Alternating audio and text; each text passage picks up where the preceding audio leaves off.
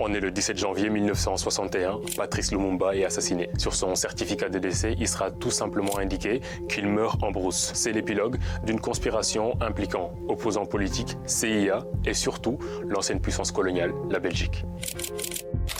Tout commence 6 mois plus tôt, le 30 juin 1960, jour historique pour la RDC, car le pays est officiellement indépendant. Mais cette indépendance a un prix, celui de conflits qui conduiront à l'assassinat d'un homme, Patrice Lumumba. Cette indépendance du Congo, si elle est proclamée aujourd'hui dans l'entente avec la Belgique, avec qui nous traitons d'égal à égal, ni les Congolais digne de ce nom ne pourra jamais oublier cependant que c'est par la lutte qu'elle a été conquise. À ce moment-là, Patrice Lumumba est le tout premier Premier ministre du Congo après avoir remporté les élections législatives de mai 1960. Le président d'alors s'appelle Joseph Kasavubu. Pour une grande partie des Congolais, Lumumba incarne l'espoir et la fierté d'un peuple longtemps opprimé par le colon belge. Considéré comme un homme de gauche radical, Lumumba est très critique envers le colonialisme. Dans son discours du 30 juin, il dénonce l'oppression que son peuple a subie pendant plus de 60 ans. Ce qui fit notre sort à 80 ans du régime colonialiste, nos blessures sont trop fraîches et trop douloureuses encore pour que nous puissions les chasser de notre mémoire. D'ailleurs, ce discours ne plaît pas du tout au souverain belge présent à la cérémonie, le roi Baudouin.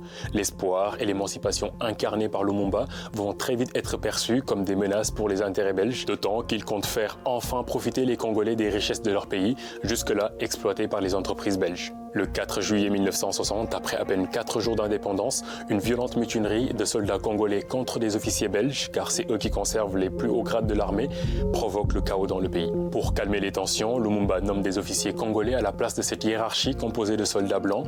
Parmi ces officiers nouvellement nommés, on retrouve cet homme, Joseph Désiré Mobutu. Il est fait chef d'état-major de l'armée.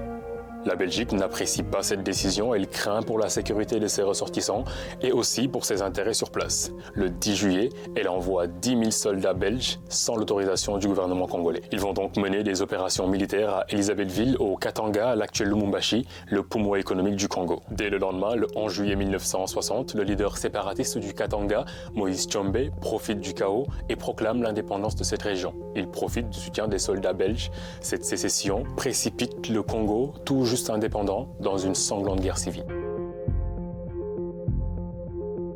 On est en pleine guerre froide, Lumumba demande de l'aide de l'ONU, mais sans résultat, il se tourne vers l'Union soviétique. Le 18 août 1960, le président américain Eisenhower lance ceci en Conseil national de sécurité. Get rid of him. Débarrassez-moi de lui. Selon des documents secrets de la CIA déclassifiés en 2007, l'agence de renseignement américaine reconnaît officiellement avoir projeté d'empoisonner Lumumba avec un tube de dentifrice.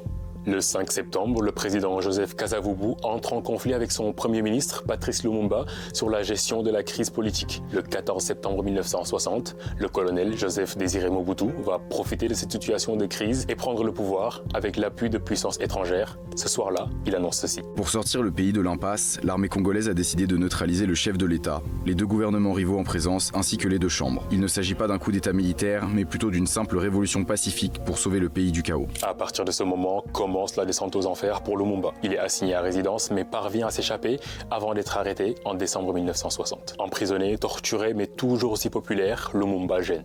Mobutu décide donc de le livrer à son pire ennemi, Moïse Tshombe, le président du Katanga sécessionniste. Officiellement, il s'agit tout simplement de le transférer vers un lieu de détention plus sûr, mais à partir de ce moment-là, il n'y a plus aucun doute sur le sort de Patrice Lumumba. Le soir du 17 janvier 1961, Patrice Lumumba est exécuté sous les yeux de Moïse Tshombe et des gendarmes belges. Après sa mort, son corps est démembré et dissous dans l'acide.